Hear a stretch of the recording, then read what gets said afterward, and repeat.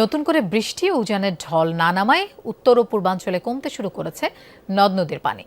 সুরমা ও খাসিয়ামারা নদীর পানি কমায় সুনামগঞ্জের দোয়ারা বাজার ও সদরের নিম্নাঞ্চলের প্লাবিত এলাকা থেকে পানি সরেছে।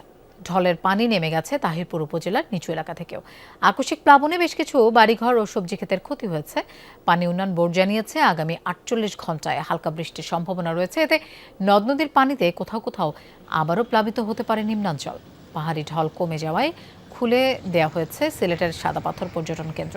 এদিকে রংপুরে তিস্তার পানি কমতে থাকায় কাউনিয়া, পীরগাছা, গঙ্গাচড়ার চর ও নিম্নাঞ্চল থেকে পানি নামতে শুরু করেছে।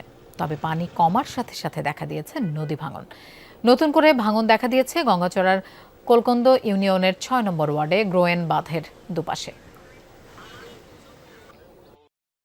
২-৩ দিনের মধ্যে এটা বিনিশ হয়ে গেল। আসিয়াই আবার রাস্তাটা ভাঙি চলে যাইতেছে। এবার সামনের গুরিনটেরা যে বাড়ি ঘরগুলো আছে এগুলো হুমকির মধ্যে সব পড়ে গেছে। গ্রামবাসী বাড়িগুলো আমরা করিয়েছি এই ১-১৫০ ফিটের মধ্যেই, যদি এই ২-১ দিনকের মধ্যেই যদি কোনো ব্যবস্থা না করতে আমাদের থাকায় হবে না। ৩ দিনে ভাঙার কারণে এটা হলো ৩০০ মিটার গুরিংবাদে এখনো ১৫০ মিটার আর আছে। ১৫০ মিটার হলে বাড়িঘর সব হাজার খানেক বাড়িঘর আছে, এই সব বিনাশ হয়ে যাবে।